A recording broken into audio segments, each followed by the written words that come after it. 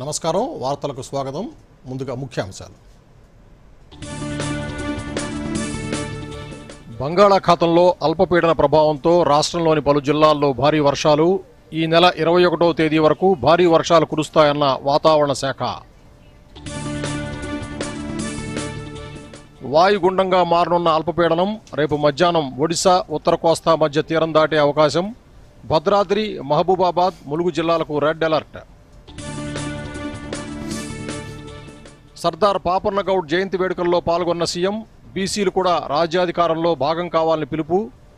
Voter అధికార్ యాత్రలో తెలంగాణ కాంగ్రెస్ నేతలు కూడా పాల్గొంటారని వెల్లడి. చేనేత ఉత్పత్తులపై జీఎస్టీని తొలగించాలని కోరుతూ పీఎంకు మంత్రి తుమ్మల లేఖ. ధరలు పెరిగి కార్మికులు జీవనాధారాన్ని కోల్పోతున్నారని ఆందోళన. కేంద్ర మంత్రి జేపీ నడ్డాను కలిసిన తెలంగాణ కాంగ్రెస్ ఎంపీలు. రాష్ట్రానికి 3 లక్షల మెట్రిక్ టన్నుల యూరియా విడుదల చేయాలని వినతి పత్రం. సైబర్ మోసాలపై స్థానిక భాషల్లో ప్రజలకు అవగాహన కల్పించాలన్న బండి సంజయ్. మహిళలు, చిన్నారులు లక్ష్యంగా సాగే ఆన్లైన్ నేరాలపై ప్రత్యేక దృష్టి సారించాలని అధికారులకు ఆదేశం. సైబర్ నేరాల నియంత్రణలో కేంద్ర రాష్ట్రాల సమన్వయానికి I4C కీలకమని కేంద్ర మంత్రి వెల్లడి. లోక్సభలో భారత వ్యోమగామి శుభాంశు శుక్లాను అభినందిస్తూ చర్చ. 2040లో చంద్రుడిపై భారత జెండా ఎగురుతుందన్న జితేంద్ర సింగ్. 2035 కల్లా సొంత అంతరిక్ష స్టేషన్ను నిర్మించుకుంటామన్న కేంద్ర మంత్రి. వివరాల్లోకి వెళ్తే, బంగాళాఖాతంలో ఏర్పడిన అల్పపీడన ప్రభావంతో రాష్ట్రంలో భారీ వర్షాలు కురుస్తున్నాయి. సిద్దిపేట, ములుగు, మెదక్ జిల్లాల్లో భారీ నుంచి అతి భారీ వర్షాలు కురుస్తుండగా మిగతా జిల్లాల్లోనూ ఓ మోస్తరు నుంచి భారీ వర్షాలు కురుస్తున్నాయి. అల్పపీడనం రేపు వాయుగుండంగా మారే అవకాశం ఉందని, దీని ప్రభావంతో మరో 2 రోజులు భారీ నుంచి అతి భారీ వర్షాలు కురిసే అవకాశం ఉందని వాతావరణ శాఖ వెల్లడించింది. వివరాలు చూద్దాం. బంగాళాఖాతంలో ఏర్పడిన అల్పపీడనం మరో 12 గంటల్లో వాయుగుండంగా మారే అవకాశం ఉందని భారత వాతావరణ కేంద్రం తెలిపింది. రేపు మధ్యాహ్నానికి ఒడిశా, ఉత్తర కోస్తా మధ్య తీరం దాటే అవకాశం ఉందని వెల్లడించింది.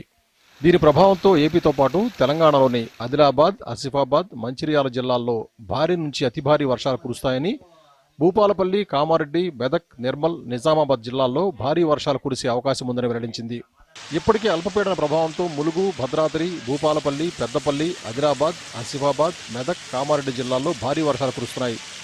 హైదరాబాద్లోనూ నిన్న రాత్రి భారీ వర్షం కురవగా ఉదయం నుంచి పలు చోట్ల తేలికపాటి జల్లులు కురిశాయి. ములుగు జిల్లా ఏటూరు నాగారంలో ఇవాళ ఉదయం కేవలం 3 గంటల వ్యవధిలోనే సుమారు 20 సెంటీమీటర్ల వర్షం కురిసింది. జిల్లా వ్యాప్తంగా సగటున 23 సెంటీమీటర్ల వర్షం నమోదైంది. జిల్లాలోని చాలా ప్రాంతాలు జలమయమయ్యాయి. బోగతా జలపాతానికి వరద పెరిగింది. జలపాతాన్ని వీక్షించేందుకు పర్యాటకులను అనుమతిస్తున్నా నీటిలోకి దిగేందుకు మాత్రం అనుమతి లేదని అధికారులు తెలిపారు. ఇక మెదక్ జిల్లాలోనూ నిన్న రాత్రి నుంచి భారీ వర్షం కురుస్తోంది. ఇవాళ ఉదయం నుంచి కూడా ఎడతెరిపి లేకుండా కురుస్తున్న వర్షానికి జిల్లాలోని పలు ప్రాంతాలు జలమయమయ్యాయి. ప్రసిద్ధ పుణ్యక్షేత్రమైన ఏడుపాయల వనదుర్గ ఆలయం వద్ద వరద ప్రవాహం పెరిగింది. దీంతో వనదుర్గం దర్శించుకునేందుకు భక్తులను అనుమతించడం లేదు. మంజీరా మహోగ్ర రూపంతో సింగూరు డ్యాం నుంచి వరద ప్రవాహం మరింత పెరిగే అవకాశం ఉందని, దీంతో మరో 4-5 రోజులు ఇదే పరిస్థితి కొనసాగుతుందని చెప్తున్నారు. భారీ వర్షాల నేపథ్యంలో మెదక్, సిద్దిపేట, ములుగు జిల్లాల్లో కంట్రోల్ రూమ్ ఏర్పాటు చేశారు. ఎగువన కురుస్తున్న వర్షాలతో గోదావరి మహోగ్రంగా ప్రవహిస్తోంది. దీంతో గోదావరి ఉపనదులైన ప్రాణహిత, ఇంద్రావతి నదులకు సైతం వరద పోటెత్తుతోంది. దీంతో గోదావరితో పాటు ప్రాణహిత, ఇంద్రావతి నదులపై నిర్మించిన జలాశయాలు నిండు కుండలు తలపిస్తున్నాయి. ఎగువ నుంచి ప్రవాహం కొనసాగే అవకాశం ఉండడంతో దిగువకు నీటిని విడుదల చేస్తున్నారు.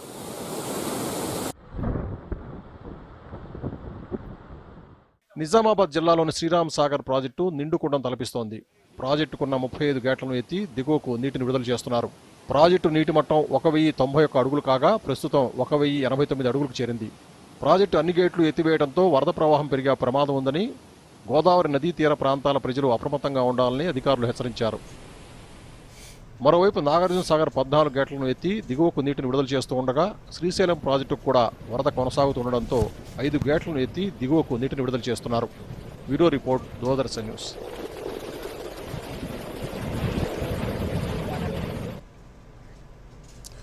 రాష్ట్రంలో రేపు, ఎల్లుండి అతి భారీ నుంచి అత్యంత భారీ వర్షాలు కురిసే అవకాశం ఉందని హైదరాబాద్ వాతావరణ కేంద్రం తెలిపింది. భద్రాద్రి కొత్తగూడెం, మహబూబాబాద్, ములుగు జిల్లాల్లో అత్యంత భారీ వర్షాలు కురిసే అవకాశం ఉన్న నేపథ్యంలో 3 జిల్లాలకు రెడ్ అలర్ట్ జారీ చేసింది.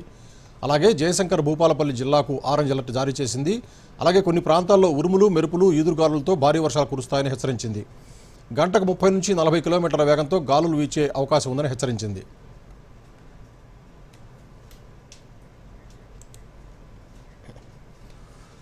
తెలుగు రాష్ట్రాలతో పాటు దేశంలోని పలు రాష్ట్రాలను వర్షాలు అతలాకుతలం చేస్తున్నాయి. మహారాష్ట్ర, హిమాచల్ ప్రదేశ్, జమ్మూ కాశ్మీర్ రాష్ట్రాల్లో వర్షాలు విధ్వంసం సృష్టిస్తున్నాయి.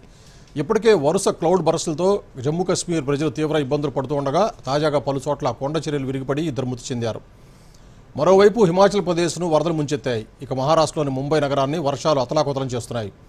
రహదారులు, రైల్వే లైన్లతో పాటు లోతట్టు ప్రాంతాలు నీట మునిగాయి. ఆగస్టు 21 వరకు మహారాష్ట్రలోని పలు ప్రాంతాలతో పాటు ముంబైలో భారీ నుంచి అతి భారీ వర్షాలు కురిసే అవకాశం ఉందని హెచ్చరించిన భారత వాతావరణ సంస్థ ముంబై సిటీకి రెడ్ అలర్ట్ జారీ చేసింది.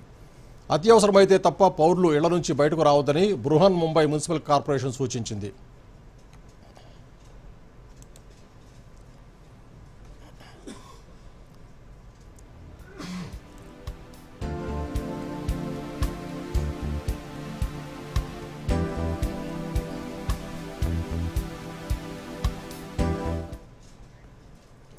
రాహుల్ గాంధీ నేతృత్వంలో జరుగుతున్న ఓట్ అధికార యాత్రలో తెలంగాణ కాంగ్రెస్ నేతలు కూడా పాల్గొంటారని ముఖ్యమంత్రి రేవంత్ రెడ్డి ప్రకటించారు.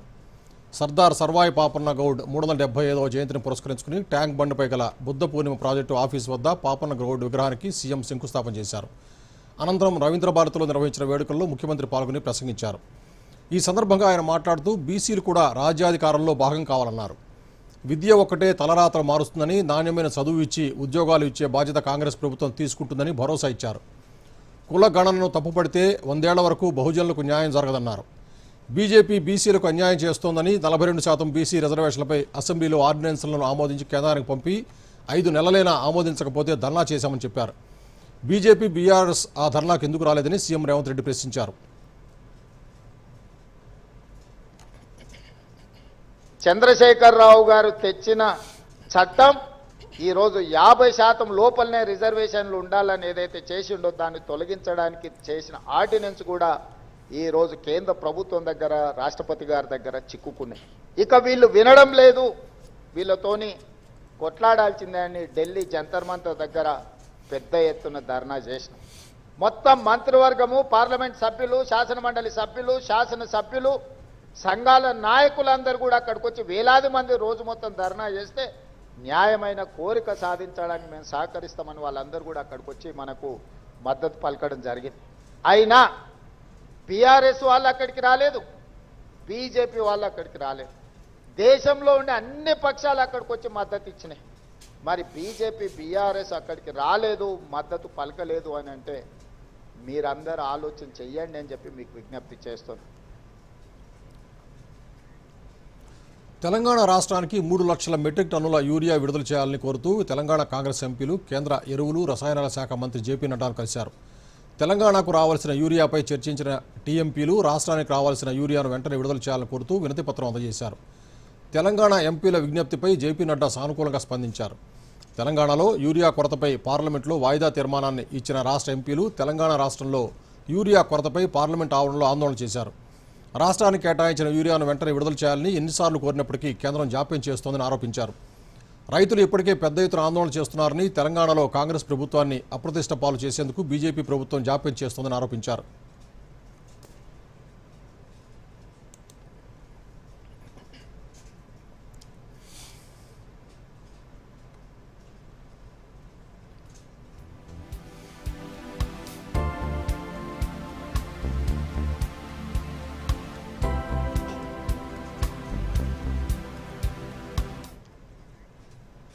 చేనేత ఉత్పత్తులపై వెంటనే జీఎస్టీ తొలగించాలని కోరుతూ ప్రధాని మోదీకి తెలంగాణ చేనేత, జౌళి శాఖ మంత్రి తుమ్మల నాగేశ్వరరావు లేఖ రాశారు.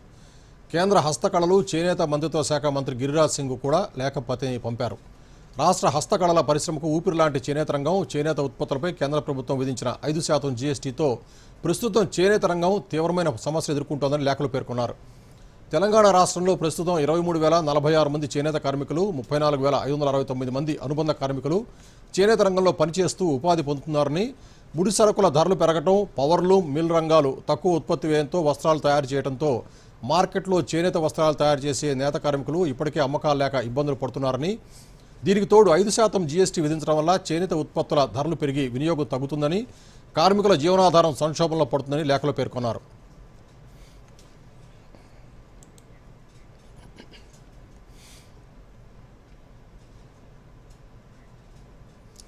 రాష్ట్ర ప్రభుత్వం ఈ నెల 21న 1,00,000 మందితో ఇందిరమ్మ ఇళ్ల గృహప్రవేశ కార్యక్రమాన్ని నిర్వహించనుంది. భద్రాద్రి కొత్తగూడెం జిల్లా చండ్రుగొండ మండలం బెండాలంపాడు గ్రామంలో జరగనున్న ఈ కార్యక్రమంలో ముఖ్యమంత్రి రేవంత్ రెడ్డితో పాటు మంత్రులు పాల్గొనున్నారు. సీఎం రేవంత్ రెడ్డి పర్యటన ఏర్పాట్లను మంత్రి పొంగులేటి శ్రీనివాసరెడ్డి సమీక్షించారు. ఈ సందర్భంగా పొంగులేటి మాట్లాడుతూ భద్రాద్రి రాముని సన్నిధిలో ఇందిరమ్మ ఇళ్ల పథకాన్ని ప్రారంభించామని, ఇప్పుడు అదే భద్రాద్రి రాముని సాక్షిగా భద్రాద్రి కొత్తగూడెం జిల్లాలో ఈ నెల 21న 1,00,000 మందితో ఇందిరమ్మ ఇళ్ల గృహప్రవేశాల కార్యక్రమం చేపడుతున్నామన్నారు. రాష్ట్ర వ్యాప్తంగా ఇప్పటివరకు 22,500 కోట్ల రూపాయలతో 400 లక్షల ఇళ్ల నిర్మాణం జరుగుతోందని, సుమారు 200 లక్షల ఇళ్లు వివిధ దశల్లో నిర్మాణంలో ఉన్నాయన్నారు. మిగిలిన ఇళ్లు కూడా ఇందిరమ్మ కమిటీల ద్వారా పారదర్శకంగా అర్హులైన వారిని ఎంపిక చేసి మంజూరు పత్రాలు అందజేయడం జరిగిందన్నారు.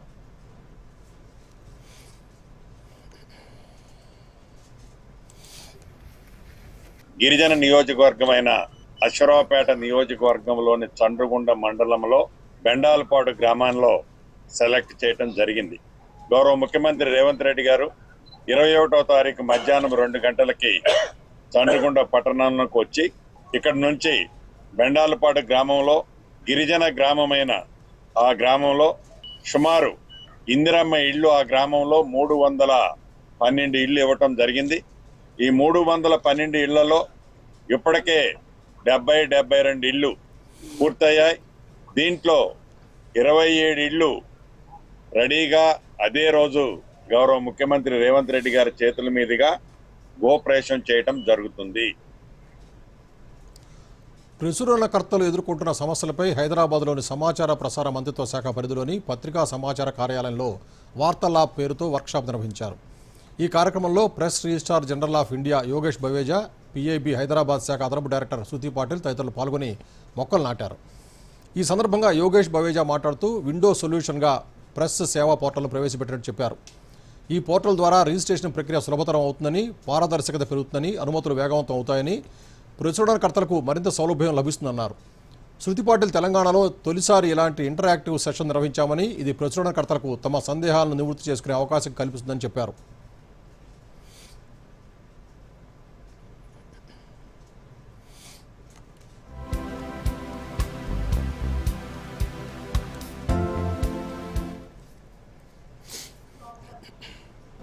Having a lot of different requirements and lot of different rules compared to the previous PRB Act. It is all technology based, automation based, portal based. Everything is done on the portal. Now it has become easier for the newspapers to get themselves registered, because earlier you have to apply in the DM's office or SDM office, they will forward it, then once title is given to you, then you will have to apply again for registration. Now the title and the registration process have been combined together. If your documents are okay and the specified authority, which is mostly the district magistrate, he or she has to give his inputs within 60 days. This is the first time that in Hyderabad such a meeting is happening where most of the stakeholders of the newest PRP Act, the PRGI officers, the publishers and the PIB have come together on a single platform. So I look forward to a very fruitful day ahead where you get to know from the officers of the PRGI about the new requirements of the Act, and they will also try and resolve any grievances or redress any issues that you as a publisher community has.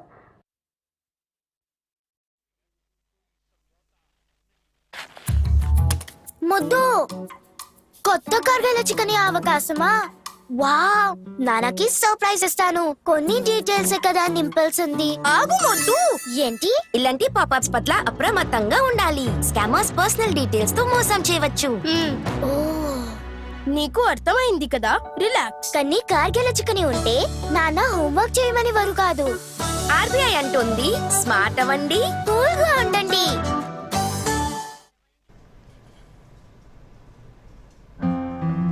నాలుగైదు రోజుల నుంచి జ్వరంగా ఉంది. తల, శరీరంలోని జాయింట్లు, కళ్ళ వెనుక కూడా నొప్పిగా ఉంది. శరీరంపై ఎర్రటి దద్దుర్లు కూడా. ఇవి డెంగూ లక్షణాలు. డెంగూనా? భయపడొద్దు.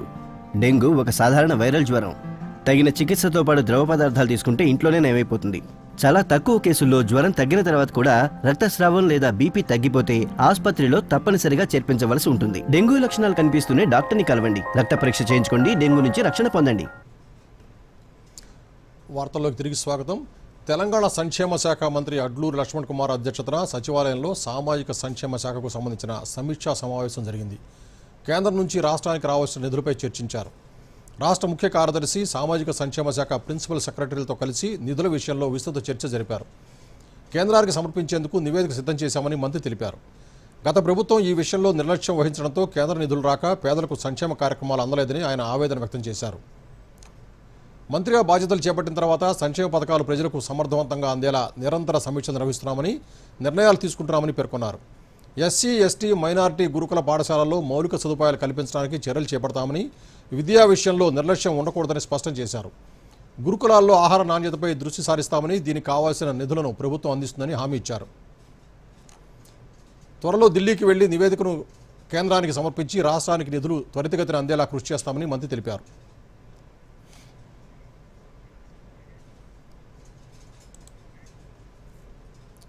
మహబూబ్నగర్ జిల్లా కేంద్రంలోని న్యూ టౌన్లో ఇందిరా మహిళా శక్తి ఆధ్వర్యంలో ఏర్పాటు చేసిన మహా కేఫ్ను ఎమ్మెల్యే శ్రీనివాసరెడ్డి ప్రారంభించారు. ఈ సందర్భంగా ఆయన మాట్లాడుతూ మహిళా సంఘాల సభ్యులను ఆర్థికంగా స్వావలంబన చేయడం, వారిని కోటీశ్వరులను చేయడం తమ ప్రభుత్వ లక్ష్యమని తెలిపారు. తెలంగాణ ప్రభుత్వం మహిళలను అన్ని రంగాల్లో ప్రోత్సహిస్తూ వ్యాపారాలు నిర్వహించడానికి ప్రత్యేక ప్రోత్సాహకాలు అందిస్తోందని పేర్కొన్నారు. మహబూబ్నగర్ పట్టణంలో మరిన్ని మహా కేఫ్లు ఏర్పాటు చేసి మహిళా సంఘాల సభ్యులకు అందజేస్తామని హామీ ఇచ్చారు. మహిళా సంఘాల సభ్యులు తయారు చేసే ఉత్పత్తులను మయూరి బ్రాండ్ పేరుతో అంతర్జాతీయ స్థాయిలో మార్కెటింగ్ చేసి గుర్తింపు తెస్తామని వెల్లడించారు.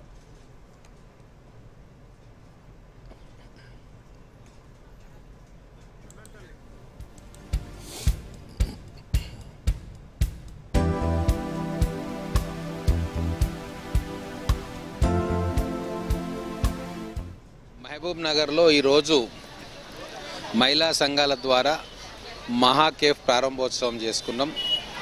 హనుమాన్ SLF ద్వారా ఈ R&B గెస్ట్ హౌస్ ముందు ఉన్న ప్రాంతాన్ని వాళ్ళకి కేటాయించి ఒక వినూత్నమైన తరహాలో ఇక్కడ ఒక మహా కేఫ్ను ఈరోజు స్టార్ట్ చేసినాం.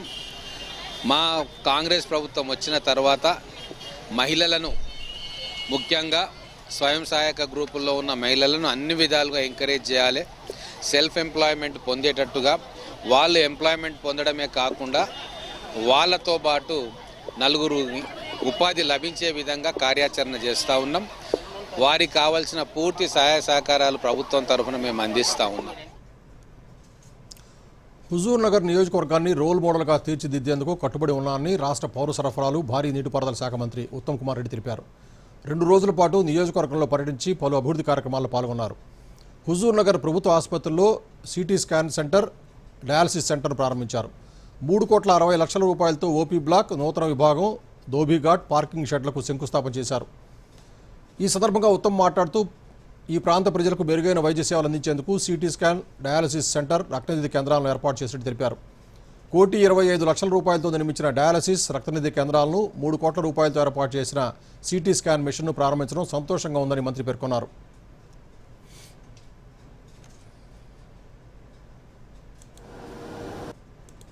ఓపీ బ్లాక్కి, అదేవిధంగా పార్కింగ్ షెడ్కి, కొత్త అవుట్ పేషెంట్ బ్లాక్కి 3,60,00,000 రూపాయలతో ఈరోజు పనులు శంకుస్థాపన చేయడం జరిగింది. అదేవిధంగా 1,25,00,000 3 కోట్ల రూపాయలతో సిటీ స్కాన్ మిషన్ ఈరోజు ప్రారంభం చేస్తున్నారు. ఈ హాస్పిటల్కి అభివృద్ధికి నిరంతరం కృషి చేశాం. ప్రభుత్వ ఆసుపత్రి మీద ఆధారపడే వాళ్ళకి మెరుగైన వైద్య సౌకర్యాలు అందించాల్సిన బాధ్యత ప్రభుత్వం మీద, ప్రజాప్రతినిధులు ఉంటుందని చెప్పి నేను భావిస్తాను. మా హుజూర్ నగర్ సైబర్ మోసగాళ్ల నుంచి రికవరీ చేసిన సొమ్మును బాధితులకు రీఫండ్ చేసేలా నిబంధనలను సులభతరం చేయాలని కేంద్ర హోంశాఖ సహాయ మంత్రి బండి సంజయ్ కుమార్ అధికారులను ఆదేశించారు. న్యూఢిల్లీలోని నార్త్ బ్లాక్లోని తన కార్యాలయంలో cyber and information security division కార్యకలాపాలను కేంద్ర మంత్రి సమీక్షించారు. ఈ సందర్భంగా బండి సంజయ్ మాట్లాడుతూ అత్యంత ప్రాధాన్యత కలిగిన కేసుల్లో సైబర్ కమాండోల సేవలను సమర్థంగా వినియోగించుకోవాలని అధికారులకు సూచించారు. న్యూఢిల్లీలోని నార్త్ బ్లాక్లోని తన కార్యాలయంలో cyber and information security division కార్యకలాపాలను కేంద్ర మంత్రి సమీక్షించారు. ఈ సందర్భంగా ఆయన Indian cyber crime coordination centre I4C ప్రాధాన్యతను వివరించారు. సైబర్ నేరాలపై పోరాటంలో కేంద్ర రాష్ట్రాల మధ్య సమన్వయం కల్పించే ప్రధాన కేంద్రంగా I4C పనిచేస్తోందని తెలిపారు.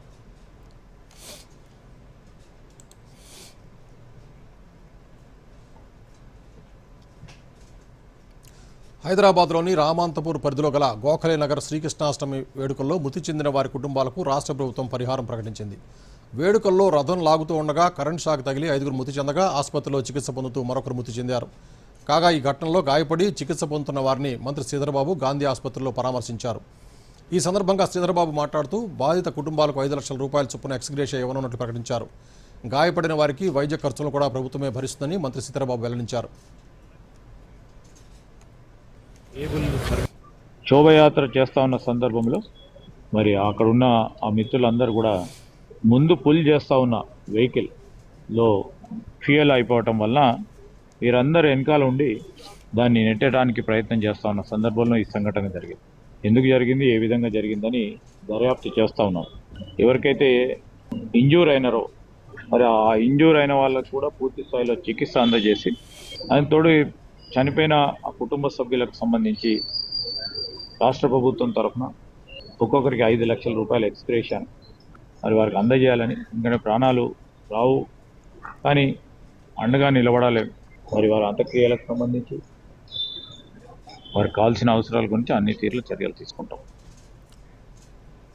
ప్రధానమంత్రి నరేంద్ర మోదీతో మహారాష్ట్ర గవర్నర్ ఎన్డీఏ ఉపరాష్ట్రపతి అభ్యర్థి సిపి రాధాకృష్ణన్ ఢిల్లీలో మర్యాదపూర్వకంగా భేటీ అయ్యారు. రాధాకృష్ణన్ దశాబ్దాల సేవ అనుభవం దేశానికి ఎంతో విలువైందని, ఆయన అదే సేవ కొనసాగించాలని మోదీ ఎక్స్ వేదికగా తెలిపారు. ఆదివారం బీజేపీ జాతీయ అధ్యక్షుడు జేపీ నడ్డా రాధాకృష్ణన్ను ఎన్డీఏ ఉపరాష్ట్రపతి అభ్యర్థిగా ప్రకటించారు. మిత్రపక్షాలు విపక్షాలతో చర్చల అనంతరం బీజేపీ పార్లమెంటరీ బోర్డు ఈ నిర్ణయాన్ని ఏకగ్రీవంగా తీసుకుంది. కాగా ఉపరాష్ట్రపతి ఎన్నిక సెప్టెంబర్ 9న జరగనుంది. ఉపరాష్ట్రపతి ఎన్నిక పార్లమెంటు 2 సభల సభ్యులతో కూడిన ఎన్నికల కమిటీ ద్వారా జరుగుతుంది. రాజ్యాంగంలోని 64, 68 అధికరణలు 1952 రాష్ట్రపతి ఉపరాష్ట్రపతి ఎన్నికల చట్టం ప్రకారం ఈ ఎన్నిక నిర్వహిస్తారు. రాజ్యాంగంలోని 66 సెక్షన్ 1 అధికరణ ప్రకారం ఒకే ఓటు బదిలీ విధానంతో నిష్పాక్షిక ప్రాతినిధ్య వ్యవస్థ ద్వారా రహస్య బ్యాలెట్తో ఓటింగ్ జరుగుతుంది.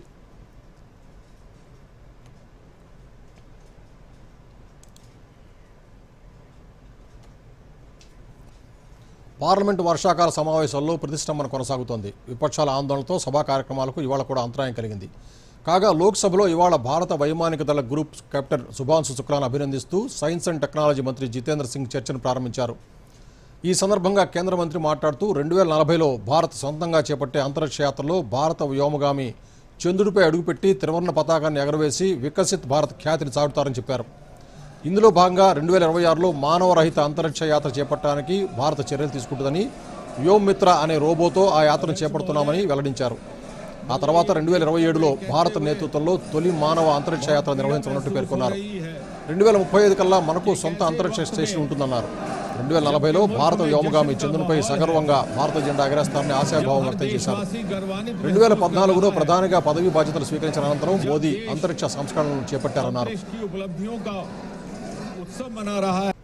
और वो एक ऐसा अंतरिक्ष यात्री जो एस्ट्रोनॉट होने के साथ साथ भारतीय वायुसेना का एक अनुशासनबद्ध सिपाही भी है. आपको सरकार का या देश का लिहाज नहीं तो कम से कम इन अंतरिक्ष की उपलब्धियां प्राप्त करने वाले विशेषज्ञों के लिए आप इस चर्चा में भाग लें, वापस आए.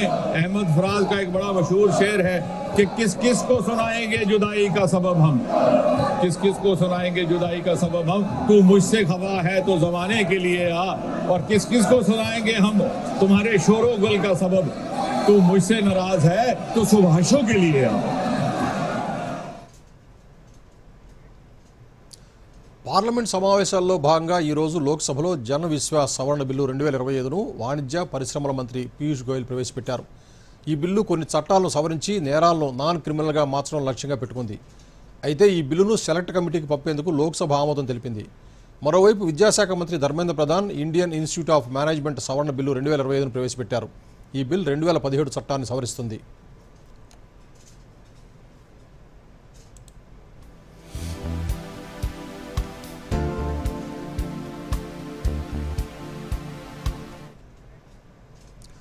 రాజ్యసభలో భారతీయ ఓడరేవుల బిల్లు 2025ను ఓడరేవులు, నౌకాయానం, జలమార్గాల మంత్రి సర్బానంద సోనోవాల్ ప్రవేశపెట్టారు. ఈ బిల్లు ప్రధాన ఓడరేవులు కాకుండా ఇతర ఓడరేవుల సమర్థ నిర్వహణ కోసం రాష్ట్ర మారిటైమ్ బోర్డుల ఏర్పాటు లక్ష్యంగా చేసుకుంది. కాలుష్యం, విపత్తులు, అత్యవసర పరిస్థితులు, భద్రత, నావిగేషన్, డేటా నిర్వహణలో సమర్థతను నిర్ధారిస్తుంది. అంతర్జాతీయ ఒప్పందాలకు అనుగుణంగా ఓడరేవుల సంరక్షణ, వివాదాల పరిష్కారానికి న్యాయ విధానాలను అందిస్తుంది. సభలో బిల్లును ప్రవేశపెట్టిన అనంతరం సర్బానంద సోనోవాల్ మాట్లాడుతూ ఈ చట్టం ఓడరేవులకు సంబంధించిన చట్టాలను ఏకీకృతం చేస్తుందని తెలిపారు. సమగ్ర అభివృద్ధిని ప్రోత్సహిస్తుందని, వ్యాపార సౌలభ్యాన్ని సులభతరం చేస్తుందన్నారు.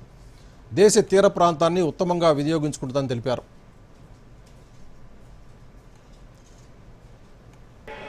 Sir, I rise to move that the Indian Port Bill 2025 to consolidate the law relating to ports and promote integrated port development, facilitate ease of doing business and ensure the optimum utilization of India's coastline, establish and empower state maritime boards for effective management of port other than major ports. The enacting formula and the title stands part of the bill. Those in favor will please say aye. Those against will please say no. I think the ayes have it, the ayes have it, the ayes have it. The enacting formula and the title are adopted. Honorable Minister Shri Sarbanand Sonowal to move that the bill be passed. Sir, I move that the bill be passed. Motion moved that the bill be passed. The question is that the bill be passed. Those in favor will please say aye. Those against will please say no. I think the ayes have it, the ayes have it, the ayes have it. The bill is passed. దేశ అభివృద్ధిలో ఆర్థిక రంగం కీలక పాత్ర పోషిస్తోంది. అందుకే 11 ఏళ్ల NDA పాలనలో భారత ఆర్థిక వ్యవస్థ ప్రపంచంలో 4వ అతిపెద్ద ఆర్థిక వ్యవస్థగా నిలిచింది. కేంద్ర ప్రభుత్వ ప్రయత్నాలతో ఆర్థిక రంగం వేగం పుంజుకుంది. 79వ స్వాతంత్ర దినోత్సవం సందర్భంగా ప్రధానమంత్రి నరేంద్ర మోదీ ఎర్రకోట నుంచి దేశ ఆర్థిక రంగం గురించి ప్రత్యేకంగా ప్రస్తావించారు. ఈ నేపథ్యంలో దేశ ఆర్థిక రంగ అభివృద్ధిపై మరిన్ని వివరాలు ఇప్పుడు చూద్దాం. భారత ఆర్థిక వ్యవస్థ బలమైన వృద్ధిని సాధిస్తోంది. దేశ ఆర్థిక వ్యవస్థ 2024-25లో 6.5% వృద్ధి రేటుతో 1,87,97,000 కోట్ల రూపాయల స్థాయికి చేరింది. 2030 నాటికి భారత్ $7.3 ట్రిలియన్ ప్రపంచంలో 3వ అతిపెద్ద ఆర్థిక వ్యవస్థగా నిలవనుంది. ఇక భారత్లో జీఎస్టీ విధానం 8 ఏళ్లు పూర్తి చేసుకుంది. 1,52,00,000 యాక్టివ్ జీఎస్టీ రిజిస్ట్రేషన్లతో ఆర్థిక వ్యవస్థలో పారదర్శకత, సమర్థత పెరిగాయి. 2024-25 ఏడాదిలో 10,52,000 కోట్ల రూపాయల మౌలిక సదుపాయాలు, ఉత్పాదకత పెంపు కోసం కేంద్రం ఖర్చు చేసింది. ఇది ఉద్యోగాల కల్పనకు, ఆదాయానికి దోహదపడింది. ఇక ద్రవ్యోల్బణం విషయానికి వస్తే జూలై 2025లో కన్స్యూమర్ ధరల సూచిక సిపిఐ ఆధారంగా ద్రవ్యోల్బణం 1.55% పడిపోయింది. ఇది గత 6 ఏళ్లలో అత్యల్పం. ఆహార ధరలు 1.76% తగ్గాయి. హోల్సేల్ ధరల సూచిక WPI కూడా 0.58% చేరింది. ఇది రిటైల్ ధరల తగ్గుదలకు దారితీస్తుంది. మరోవైపు ఉద్యోగాల కల్పనలో భారత్ గణనీయ పురోగతి సాధించింది. గత దశాబ్దంలో 17 కోట్ల ఉద్యోగాలను కేంద్ర ప్రభుత్వం కల్పించింది. 2023-24 ఏడాదిలో నిరుద్యోగ రేటు 3.2% తగ్గగా శ్రామిక శక్తి పాల్గొన్న రేటు 60.1% పెరిగింది. వ్యవసాయం, సేవల రంగాలు వరుసగా 19%, 36% ఉద్యోగాలను సృష్టించాయి. పెట్టుబడుల విషయంలో దేశీయ సంస్థాగత పెట్టుబడిదారులు జూన్-జూలై 2025 మధ్య 44,269 కోట్ల ఈక్విటీని కొనుగోలు చేశారు. విదేశీ సంస్థాగత పెట్టుబడిదారులు 33,336 కోట్ల రూపాయలకు పైగా ఈక్విటీని కొన్నారు. బ్యాలెన్స్ ఆఫ్ పేమెంట్ విషయంలో 2024-25 చివరి త్రైమాసికంలో భారత్ $13.5 బిలియన్ సర్ప్లస్ సాధించింది.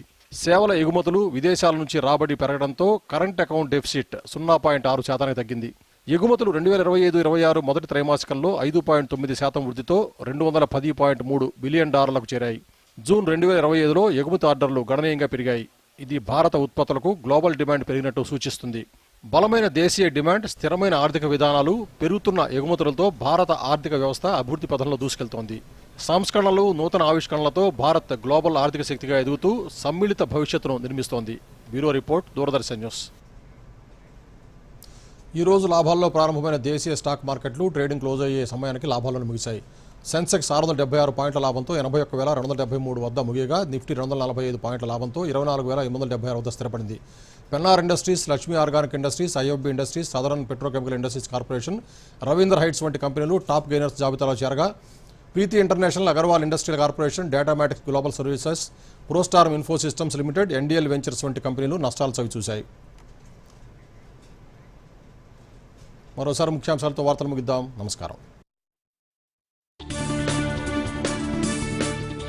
బంగాళాఖాతంలో అల్పపీడన ప్రభావంతో రాష్ట్రంలోని పలు జిల్లాల్లో భారీ వర్షాలు. ఈ నెల 21వ తేదీ వరకు భారీ వర్షాలు కురుస్తాయన్న వాతావరణ శాఖ. వాయుగుండంగా మారనున్న అల్పపీడనం రేపు మధ్యాహ్నం ఒడిశా, ఉత్తర కోస్తా మధ్య తీరం దాటే అవకాశం. భద్రాద్రి, మహబూబాబాద్, ములుగు జిల్లాలకు రెడ్ అలర్ట్. సర్దార్ పాపన్నగౌడ్ జయంతి వేడుకల్లో పాల్గొన్న సీఎం. బీసీలు కూడా రాజ్యాధికారంలో భాగం కావాలని పిలుపు. ఓటర్ అధికార్ యాత్రలో తెలంగాణ కాంగ్రెస్ నేతలు కూడా పాల్గొంటారని వెల్లడి. చేనేత ఉత్పత్తులపై జీఎస్టీని తొలగించాలని కోరుతూ పీఎంకు మంత్రి తుమ్మల లేఖ. ధరలు పెరిగి కార్మికులు జీవనాధారాన్ని కోల్పోతున్నారని ఆందోళన. కేంద్ర మంత్రి జేపీ నడ్డాను కలిసిన తెలంగాణ కాంగ్రెస్ ఎంపీలు. రాష్ట్రానికి 3 లక్షల మెట్రిక్ టన్నుల యూరియా విడుదల చేయాలని వినతి పత్రం. సైబర్ మోసాలపై స్థానిక భాషల్లో ప్రజలకు అవగాహన కల్పించాలన్న బండి సంజయ్. మహిళలు, చిన్నారులు లక్ష్యంగా సాగే ఆన్లైన్ నేరాలపై ప్రత్యేక దృష్టి సారించాలని అధికారులకు ఆదేశం. సైబర్ నేరాల నియంత్రణలో కేంద్ర రాష్ట్రాల సమన్వయానికి I4C కీలకమని కేంద్ర మంత్రి వెల్లడి. లోక్సభలో భారత వ్యోమగామి శుభాంశు శుక్లాను అభినందిస్తూ చర్చ. 2040లో చంద్రుడిపై భారత జెండా ఎగురుతుందన్న జితేంద్ర సింగ్. 2035 కల్లా సొంత అంతరిక్ష స్టేషన్ను నిర్మించుకుంటామన్న కేంద్ర మంత్రి. దూరదర్శన్ యాదగిరి వార్తలను ఇప్పుడు సోషల్ మీడియాలో కూడా చూడొచ్చు. యూట్యూబ్ అయితే డిడి న్యూస్ తెలంగాణ, ఎక్స్ వేదికగా అయితే DD news Telangana @DD Yadagiri news, Facebook అయితే డిడి న్యూస్ తెలంగాణలో చూసి సబ్స్క్రైబ్ చేసి లైక్ చేయండి, షేర్ చేయండి.